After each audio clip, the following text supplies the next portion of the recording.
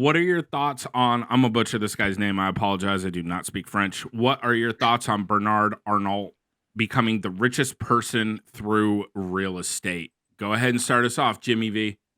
No surprise whatever. The greatest creator of millionaires is clearly real estate because pretty much the entire economic system, at least the federal United States system, has always been dedicated to greasing the skids for real estate investors. Like on the CG Select call today, Leon, we talked about being a real estate professional and that how it affects your taxes. Like there is no good economic reason to create a real estate professional designation for people to take passive losses on active income, other than that the government has always supported real estate investors. Every founding father was a real estate investor, and they built a system to support real estate investors. So this does not surprise me in any way, shape, or form. I'm surprised that the richest guy was not a real estate investor. My man ain't wrong. All right, Steve, what you got? Well, I think if you follow that story, right, he got into real estate.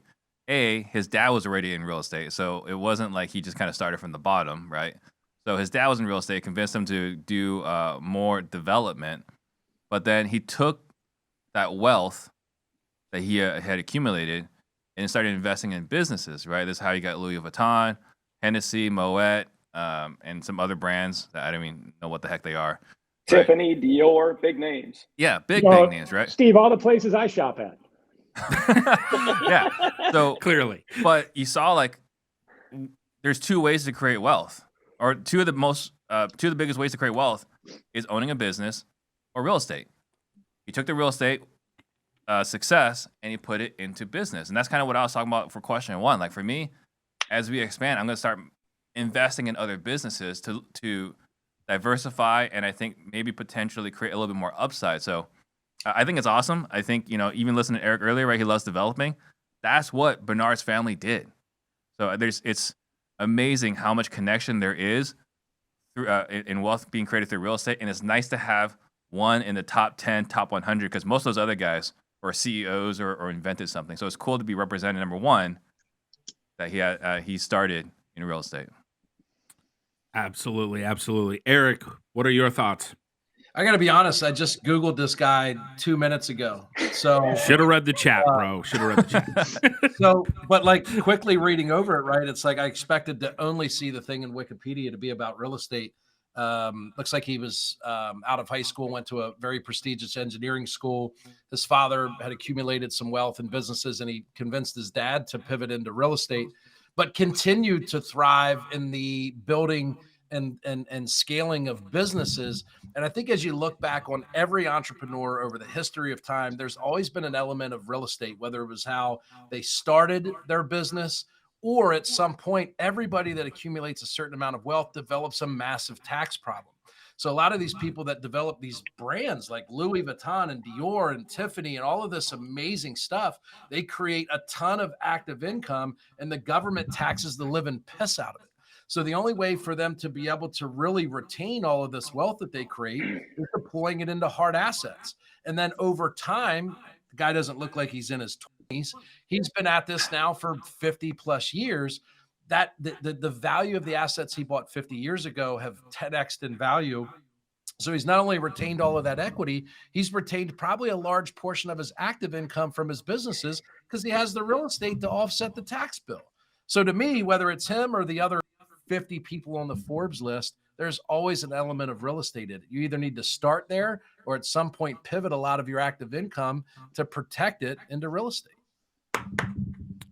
Very valid points there, Eric. We appreciate the breakdown and the tax the living piss. I think that's the first time we've ever had that on PTD. That's how it feels. Man, you ain't lying, though. You ain't lying. All right, Leon, what are your thoughts?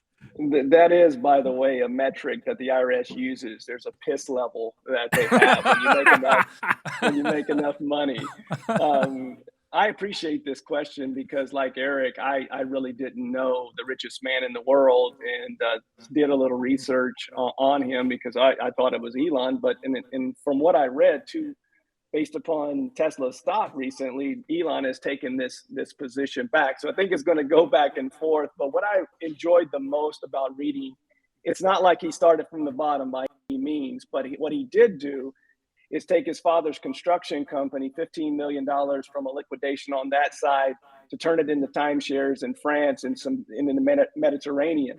And he really utilized that to leverage into buying brands. And if you look at the Forbes list of top 10 wealthiest people in the world, they have either purchased or built massive brands: Microsoft, Tesla, Berkshire Hathaway. I mean, they have built these massive brands. And what I loved about it is he made some bold and super strategic moves on a foundation built by that strategic move that he made with his dad's company in construction. And we all know that are in construction.